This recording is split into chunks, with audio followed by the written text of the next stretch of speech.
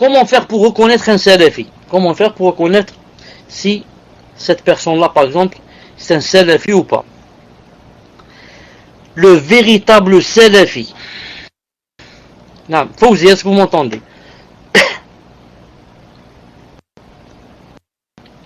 Alhamdoulilah. Le véritable salafi met en valeur le tawhid. Non, qui est le fait de vouer tous nos actes d'adoration à Allah exclusivement. Dans l'invocation, dans la demande d'amour, dans l'appel au refuge, dans la facilité et la difficulté, dans l'immolation, dans le serment, dans la crainte, dans l'espoir, dans la confiance totale en Allah Azza wa Jalla. Quand tu t'assois avec quelqu'un que tu connais jamais, et vous commencez à parler, bon, maintenant vous parlez de la dunya, maintenant vous avez commencé à parler de din. Non. Tu vois, c'est quoi il se base beaucoup? Il se base sur la aqida, il parle sur la aqida, aime la aqida, ou bien non? Salafi, non, il ne vit que pour la aqida. D'abord, bien sûr, c'est pas seulement pour elle, mais d'abord, non. Comparer entre un salafi qui, on a dit, yani, met entre ses yeux la aqida, comment la connaître, l'appliquer et la transmettre aux gens.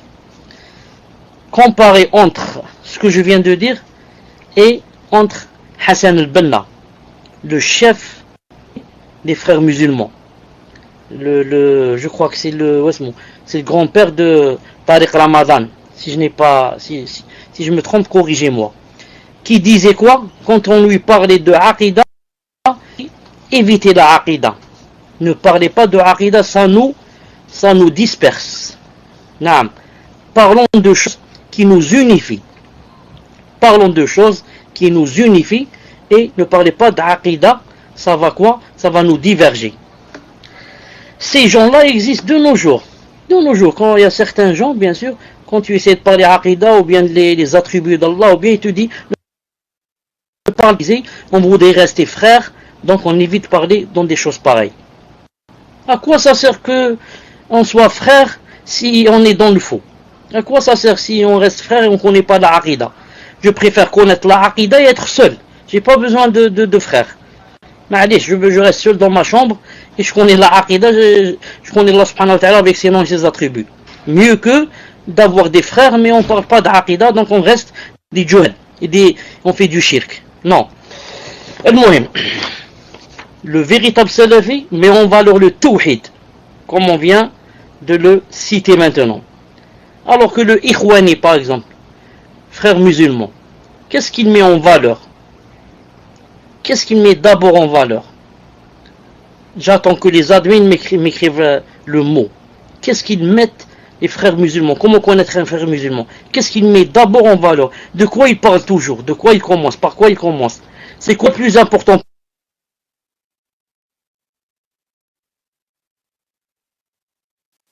Naam, ce qui est très important pour lui est beaucoup important, et il n'y a que ça important, c'est de parler politique. S'il parle de aqida, il parle de hakimiyya. Il parle de gouvernance. Le gouverneur n'est pas bien, il faut l'enlever, il faut ceci, cela. Sinon, un frère musulman, comment le reconnaître? Du matin au soir, il court derrière la politique. Il veut être le maire de la ville. Il veut être le député. Il veut être le chef de département. Il veut être ministre. Et bien sûr, il veut être chef du gouvernement ou bien président de la République s'il peut. Le khariji. Comment connaître quelqu'un qui est des khawarij? Il met en valeur quoi? Il exhorte les gens à se rébeller contre le gouverneur. Quand tu vois quelqu'un, dès qu'il s'assoit avec toi, il commence à parler sur les gouverneurs musulmans, et il dit il faut quoi? Les combattre, etc. C'est un khariji. Le takfiri, qu'est-ce qu'il met en valeur? Il met en valeur le fait de rendre les nas kuffar. Tout le monde est kafir, il te dit. Tout le monde. Il n'y a pas il n'y a pas un pays musulman, il te dit. Tu lui dis, écoute, toi tu es en France, ou je sais pas, pourquoi tu vas pas par exemple en Algérie, ou en Arabie Saoudite? Il te dit à quoi ça sert? ce sont des pays de kuffar. Il n'y a pas la charia. Ce sont des kuffars. Donc rester en France ou être en Arabie Saoudite, c'est la même chose. Tu dis à quoi ça sert? Le véritable salafi cherche activement à réprouver le shirk par tous les moyens. Il sait que la victoire est impossible sans le tawhid. Et il sait que le shirk ne peut se combattre par lui-même. C'est-à-dire, ce n'est pas que l'on peut combattre le shirk. Le véritable salafi adhère à la sunna du prophète sallallahu alayhi wa sallam et de ses compagnons après lui. À chaque fois qu'il y a une divergence d'opinion, le vérité s'en remet à Allah azza wa jalla et à son prophète. En conformité avec le verset qui dit, je le lis d'abord en arabe, Ya ayyuhalladhina amanu ati'u Allah wa ati'u ar-rasula wa ulil amri minkum. Fa in tanaza'tum fi shay'in farud rasul in kuntum tu'minuna billahi wal yawmil akhir dhalika khayrun wa ahsanu ta'wila. Maintenant Allah subhanahu wa ta'ala nous montre aussi quand il y a une divergence comment qu'on doit faire. Il a ô les croyants, obéissez à Allah et obéissez aux messagers et à ceux d'entre vous qui détiennent le commandement. Puis, si vous vous disputez et divergez en quoi que ce soit, renvoyez à Allah, revenez vers Allah, allez au Coran et aux messagers et voyez la sunna du prophète islam. Si vous, ça veut dire que si une personne, quand il y a dispute, et il y a quoi? On lui dit, viens, on va revenir à ce qu'a dit le Coran, à ce qu'a dit la sunna. Il va revenir. Il ne veut pas revenir. Et il est kafir, ou bien il est kafir s'il ne reconnaît pas qu'on doit revenir au Coran et à la sunna, ou bien alors sa foi est faible. Sa foi est vraiment faible. Naam. Le véritable salafi fait revivre la sunna du prophète sallallahu alayhi wa sallam dans son adoration et dans son comportement. Ce qui va faire quoi? Ce qui fait que ça fait de lui un étranger parmi les gens. Le vrai salafi, qu'est-ce qu'il fait? Il va faire revivre la sunna du prophète sallallahu alayhi wa sallam dans les actes et aussi dans le comportement. Le comportement, je dis par comportement, comment parler, comment répondre aux gens, comment les côtoyer, et aussi dans la façon de comment s'habiller, comment être, ce qui va faire que ça va faire de lui un étranger parmi les gens. Exactement comme a dit le prophète sallallahu alayhi wa sallam, il a dit Inna al-islam bada'a ghariban wa sayaudu ghariban kama bada' fatuba lil ghuraba. Sahih. Regarde le Mishkat 159, ici c'est la Sahiha 1273. Le prophète sallallahu a dit l'islam a débuté étranger et il redevient comme il l'a été. Touba pour les étrangers. Touba ça veut dire annonce la bonne nouvelle aux étrangers. Et Touba aussi c'est un arbre dans le paradis. Un arbre qui, pour traverser son ombre, il faut courir sur une monture pendant 100 ans. 100 années. 100 années en train de courir sur une monture, de galoper, pour pouvoir traverser l'ombre de cet arbre. Et de cet arbre qui s'appelle Touba, les gens du paradis prennent leurs habits. C'est-à-dire c'est un arbre, au lieu de donner des fruits, il donne des habits en satin, en soie, et en des choses qu'on n'est pas. Donc, Allah subhanahu wa ta'ala te donne un arbre comme celui-là, c'est vraiment une grâce de lui. Le véritable salafi ordonne le convenable et interdit le blâmable. Il met en garde contre le shirk, l'innovation, les chemins imprudents et contre la déviation en désapprouvant les groupes. Désapprouvant les groupes. Allah subhanahu wa ta'ala dit dans le Coran, il a dit وَلْتَكُنْ مِنْكُمْ أُمَّةٌ يدعون إلى الخير ويأمرون بالمعروف وينهون عن المنكر وأولئك هم المفلحون. Que soit issue de vous une communauté qui fait quoi? Ordonne le convenable et dit le blâmable, car ce seront eux qui réussiront. Le véritable salafi, tu le vois tout le temps, on est au bien et d'interdire le blâmable. Même si ici Non, ça paraît que ce sont des petites choses qu'il ordonne, ou alors des petites choses qu'il interdit. Mais ce sont des choses, si tout le monde interdit une petite chose et ordonner une petite chose, c'est ça l'islam. Petit, ça donne grand. C'est quoi la montagne? Un grain de sable, c'est une montagne. Le salafi, quand il voit quelqu'un, par exemple, il fait une petite faute, dans la salle, dans ceci, il lui corrige. Il dit par exemple, c'est comme ça qu'on dit salam alaikum, c'est comme ça qu'on pointe le doigt, c'est comme ça qu'on pose sa main, c'est comme ça qu'on lève les mains du côté des oreilles, et comme ça. Celui qui n'est pas salafi, qu'est-ce qu'il te dit? Il te dit, ouf, ce sont des choses banales, ouf. Il te dit, ce sont des épluchures. Et comme ça disent les ikhwan musulmans. Il dit, c'est des kouchour. Kouchour, ça veut dire en arabe, épluchure. En français, épluchure. Ça n'a pas d'importance, il te dit. Là, tu me parles comment ceci, comment ça, comment bouger le doigt, comment... Il te dit, les gens sont en train de mourir en Palestine et en Afghanistan. Et toi, tu es là en train de dire, il faut manger avec la droite, il ne faut pas manger avec la gauche, il faut boire assis, il ne faut pas faire ceci, cela. Il te dit, tout ça, c'est des épluchures. Tu passes ton temps dans le vide. Et nous, qu'est-ce qu'on leur dit? On leur dit, les épluchures, leur destination, c'est la poubelle. Donc, attention, si tu dis que ces sunnahs-là, on va les jeter dans la poubelle, tu risques de devenir kafir. C'est grave ce que tu dis. Les épluchures, où est-ce qu'on les jette? Dans la poubelle. Est-ce que ces sunnahs-là que je t'apprends maintenant du prophète, on va les jeter dans la poubelle?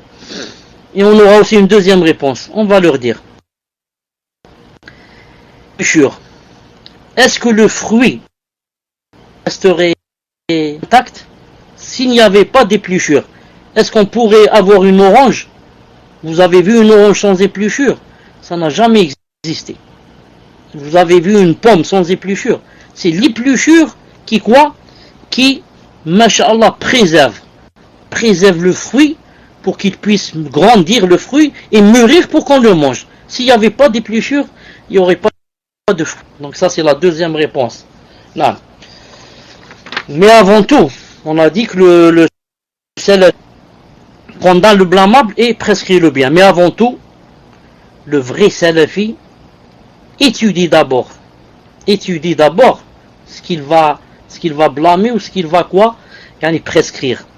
Exactement comme a dit l'imam al-Bukhari rahimahullah dans son sahih. Qu'est-ce qu'il a dit? Babul ilmi qabla al-qawli wal-amali. Tome 1, page 24. Imam al-Bukhari rahimahullah a écrit dans un chapitre spécialement qu'il a intitulé chapitre la science avant la parole et l'action. La science d'abord, avant quoi? Avant que je ne parle et avant que je ne fasse quoi que ce soit. Beaucoup de gens, quand ils font des choses, après, ils découvrent que c'est faux, ils veulent apprendre. Alors qu'en vérité, on doit d'abord apprendre, ensuite parler ou bien œuvrer. Je ne peux pas parler si je n'ai pas de... Je ne peux pas œuvrer si je n'ai pas de science. Je risque de prier faux. Je risque de jeûner faux. Si je vais au djihad, je n'ai pas de science, je vais tuer celui qu'il ne faut pas tuer. Je vais tuer là où il ne faut pas tuer. Vous allez me dire comment, je tue pas au djihad. Non, au djihad c'est interdit de tuer par exemple la femme, l'enfant, les vieillards, et comme ça. Al-Muhim. D'ailleurs, Allah subhanahu wa ta'ala dit dans le Coran, regardez le verset qui va venir, il a dit فَاعْلَمْ أَنَّهُ لَا إِلَهَ إِلَّا اللَّهُ وَاسْتَغْفِرْ لِذَنْبِكَ وَلِلْمُؤْمِنِينَ وَالْمُؤْمِنَاتِ وَاللَّهُ يَعْلَمُ تَقَلَّبَكُمْ وَمَثْوَاكُمْ. Mohammed 19. Regardez bien ce verset. Regardez bien ce verset qui va venir.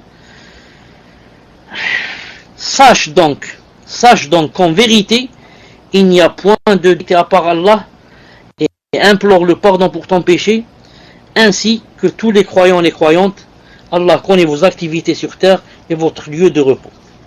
On a deux remarques dans ce verset. La première, la faute qu'il y a. Une faute très grave. Une faute très grave pour vous dire que beaucoup traduisent et font des fautes. La faute très grave, c'est quoi? Il n'y a point de divinité à part Allah. Alors que c'est pas vrai. C'est plein de divinités. Pour certains, le soleil, c'est une divinité. Pour d'autres, la lune, c'est une divinité. Pour les autres, Bouddha, c'est une divinité. Pour l'autre, l'argent, c'est une divinité. Comme a dit le prophète islam, il a dit Ta'isa Abdul Dinar.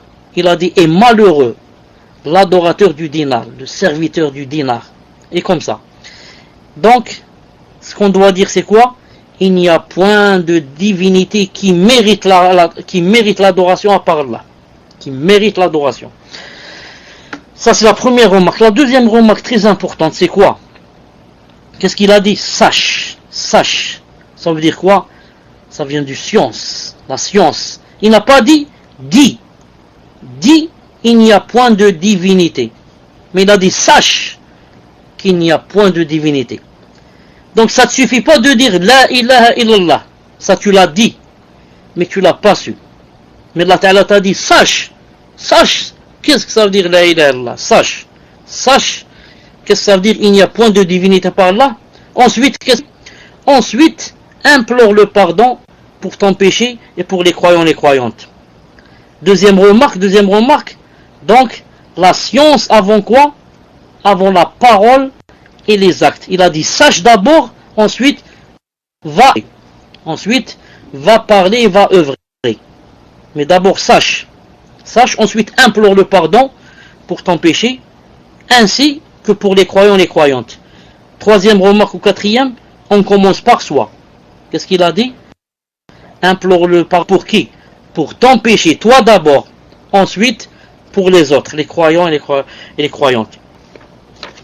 Le véritable salafi adore Allah Azza wa Jal sans lui associer ni dans la crainte, ni dans l'espoir, ni dans l'amour. Allah subhanahu wa ta'ala a dit dans le Coran وَدْعُوفًا وَطَمَعًا إِنَّ رَحْمَةَ اللَّهِ قَرِيبٌ مِّن مُحْسِنِينَ. Il a dit et invoquez-le avec crainte et espoir. La miséricorde d'Allah est proche des bienfaisants. Et invoquez-le avec crainte et espoir, car la miséricorde d'Allah est proche des bienfaisants. Par conséquent, le véritable salafi ne fait pas partie des gens égarés, comme les khawarij, les takfiri, les tablir. Surtout les deux premiers qui considèrent la plupart des musulmans comme des kuffars.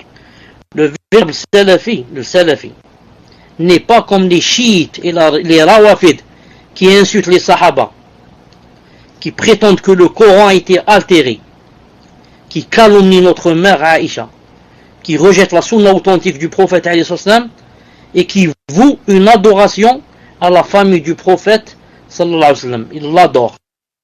Il ne fait pas partie des qadariya qui renient le décret d'Allah Azza wa Jal, ni des murji'a qui prétendent que la foi consiste dans le cœur seulement, ou bien en des paroles, c'est tout, et non pas en des actes. Il ne fait pas partie des mu'tazila, lui renie les attributs d'Allah subhanahu wa ta'ala.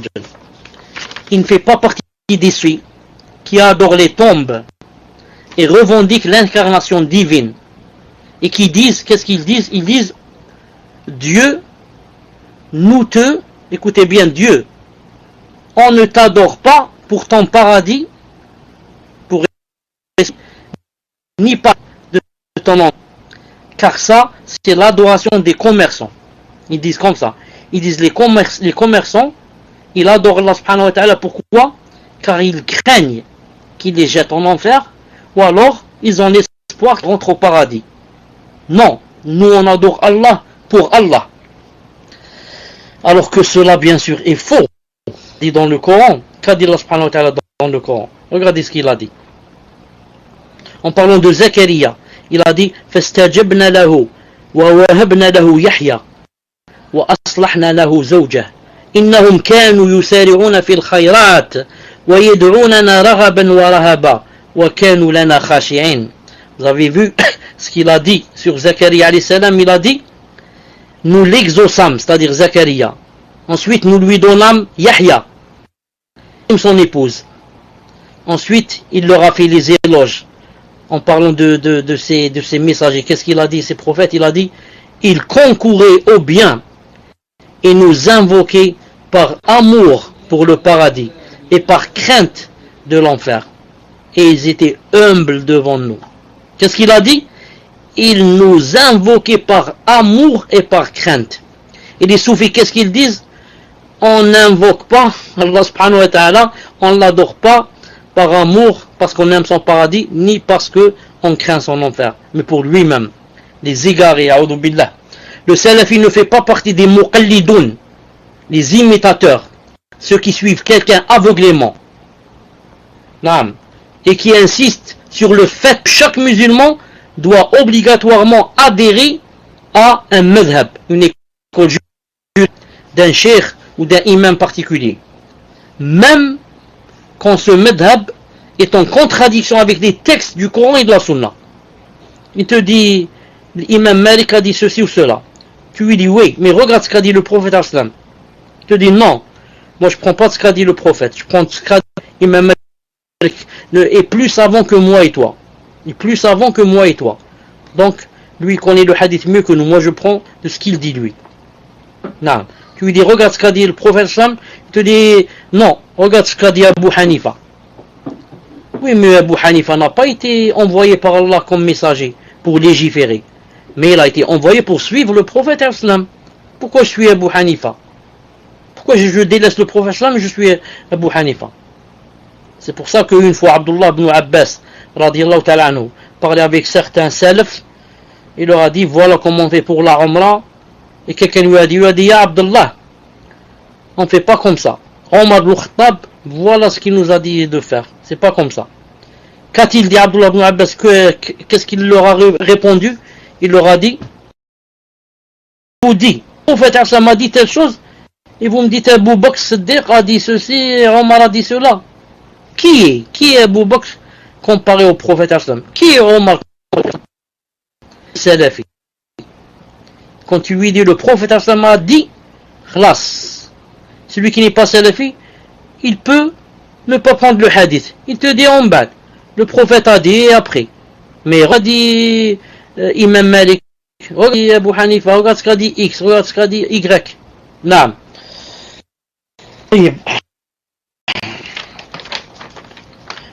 Les véritables salafis sont Ahl Sunnah ou Jama'a. Et ils sont le groupe victorieux. Ta'if al-Mar. Et la sont sauvés, qui a été décrite dans le hadith suivant, lorsque le prophète il a dit ولا تزال طائفة من أمتي على الحق ظاهرين لا يضرهم من خالفهم حتى يأتي أمر الله. Sahiha, tome 2, 1683. Lorsqu'il a dit sallallahu alayhi wa sallam, ne cessera un groupe de ma communauté d'être assisté par la victoire sans se soucier de ceux qui le nuisent jusqu'à ce que vienne l'ordre d'Allah subhanahu wa ta'ala. Et il a dit sallallahu alayhi wa sallam, il a dit وستفترق أمتي إلى 73 فرقة قال عليه الصلاة والسلام كلها في النار واحدة قالوا ما هي يا رسول الله قال هي الجماعة وفي رواية قال هي التي تكون على ما أنا عليه وأصحابي. نعم. Il a dit عليه الصلاة والسلام se divisera en 73 factions, toutes seront dans le feu sauf une d'entre elles. Ils ont dit c'est laquelle au messager d'Allah? Il répondit le groupe, les Jama'a. Et dans une autre version il a dit la faction sauvée c'est celle qui est sur ma voie et celle des compagnons. Ma voie et celle des compagnons. Non.